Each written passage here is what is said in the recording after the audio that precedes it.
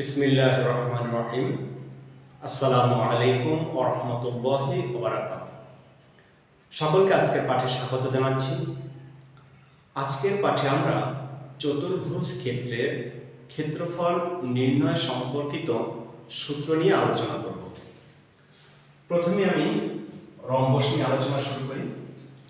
তো রম্বসের ক্ষেত্রফল অর্থাৎ এ বি সি ডি রম্বসের ক্ষেত্রফল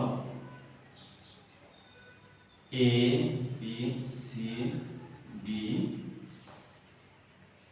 রম্বসের ক্ষেত্রফল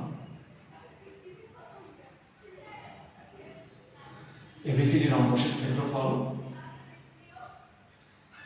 এই এবিসিডি রম্বসকে এসি কর্ণ দুইটা ত্রিভুজে বিভক্ত করে, সেই ত্রিভুজ দুইটার যোগফলই হবে এবিসিডি রম্বসের ক্ষেত্রফল।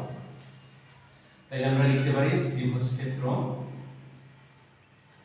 এবিসি প্লাস ত্রিভুজ ক্ষেত্র এডিসি।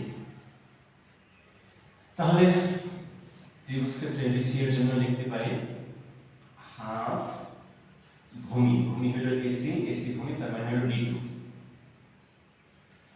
আর উচ্চতা হলো, কারণ এখানে যেহেতু লম্ব আছে, তো ডি এর অর্ধেক হলো উচ্চতা। এই যে ডি এর অর্ধেক হলো উচ্চতা, তার মানে এখানে হাফ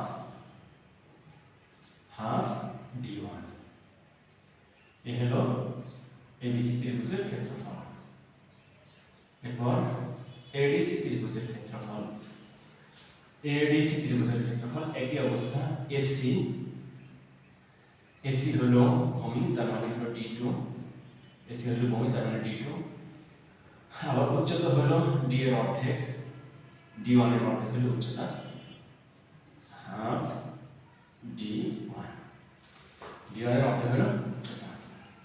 তাহলে আমি এখানে গুণের কাজ করে নিতে পারি 1/4 d2 d1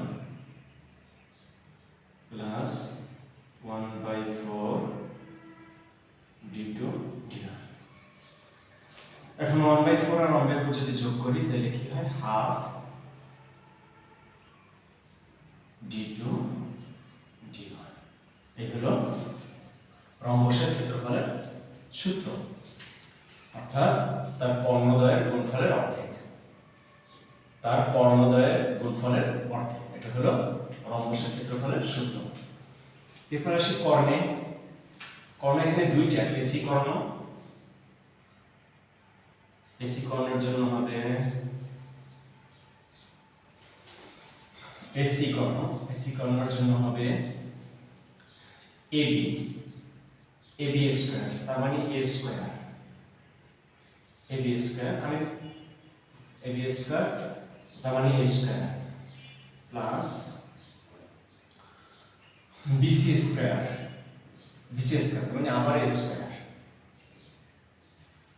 বিসি স্কয়ার তার মানে আবার এ স্কয়ার প্লাস সূত্রের 2, তারপর আবারও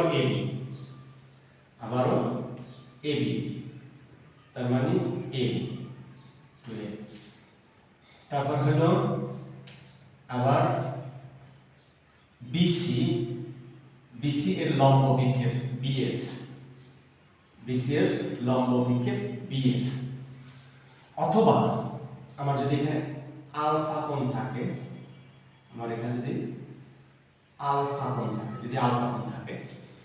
তাহলে আলফা কোণ থাকলে আমি সেই বিএফ এর পরিবর্তে লিখে নেব এ cos থিটা,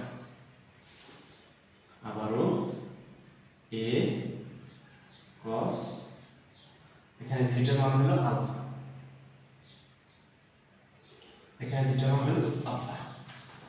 তাহলে এখানে আমি কি পাই, এখানে যদি আমি সরলীকরণ করি, করলে যা পাই তা হলো 2a square plus 2a square cos alpha.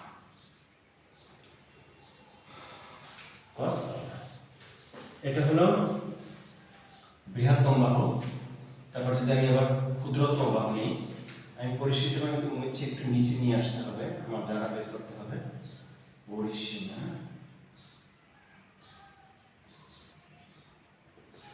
এখন আমি অন্য একটা কর্ণ বিডি বিবেচনা করি। বিডি সমান যা পাবো তা হলো বিডি কর্ণ যদি বিবেচনা করি একইভাবে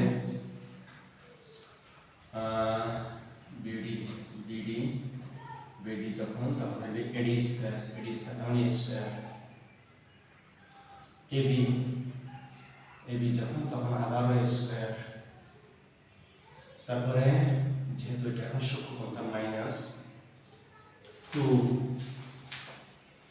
তারপরে আবার এ ইন্টু এ, তারপর cos আলফা cos,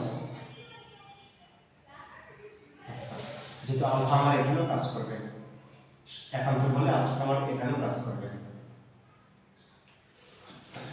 সরি অনুরূপ বলে আলফা আমার এখানেও কাজ করবে। তো এখানে কি দাঁড়াইলো আমার,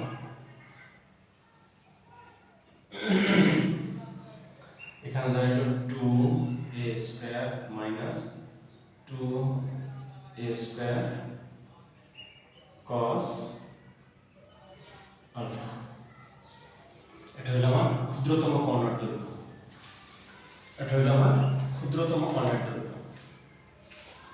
এবার পরিসীমা যদি আসি, পরিসীমা সহজ, শুধুমাত্র 4a, পরিসীমা হলো 4a, 4 গুণ a অর্থাৎ 4।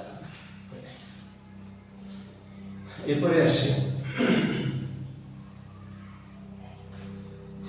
আসি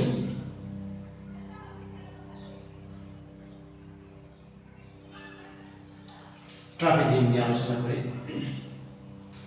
trapezium A B C D,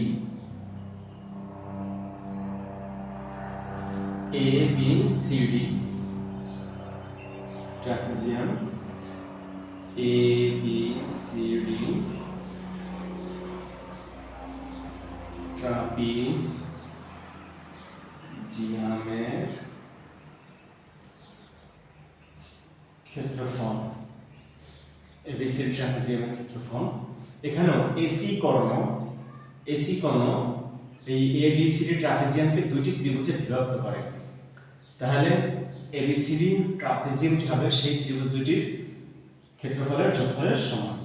সমান হলো ত্রিভুজ এবিসি, ত্রিভুজ ক্ষেত্র এবিসি প্লাস ত্রিভুজ ক্ষেত্র এডিসি।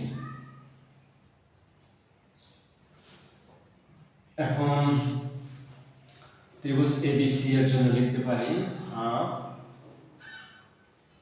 ভূমি হইল এ, উচ্চতা হলো এইচ প্লাস এডিসি ভূমি হলো বি, সুতরাং হাফ ভূমি হলো বি, উচ্চতা হলো এইচ। তার মানে এখন যদি হাফ এইচ কমন নেই তাহলে কি থাকে এ প্লাস বি। এর অর্থ হলো যে ট্রাপিজিয়ামের ক্ষেত্রফল হলো তার সমান্তরাল দুই বাহুর দৈর্ঘ্যের সমষ্টি এবং তার উচ্চতার গুণফলের অর্ধেক। তার সমান্তরাল দুই বাহুর দৈর্ঘ্যের সমষ্টি এবং তার উচ্চতার গুণফলের অর্ধেক, এটি হলো ট্রাপিজিয়ামের ক্ষেত্রফল। আর ট্রাপিজিয়ামের কর্ণ সাধারণত বের করা হয় না, তার কারণ বাহুগুলোর অনুপাত কখনোই ঠিক থাকে না, এই জন্য তার কর্ণ বের করা হয় না। আর পরিসীমা যদি বের করি,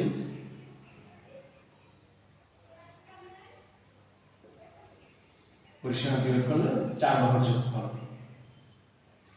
এবি প্লাস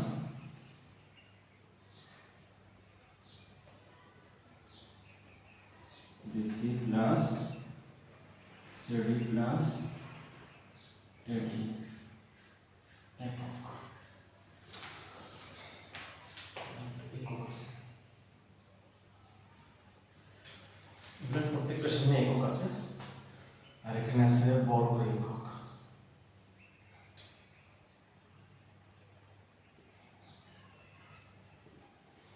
এখানে আছে একক।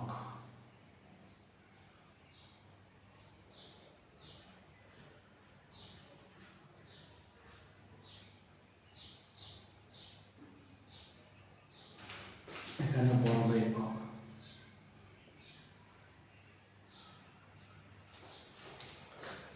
হলো আমার রম্বস এবং ট্রাপিজিয়ামের ক্ষেত্রফল এবং কর্ণ সম্পর্কিত আলোচনা।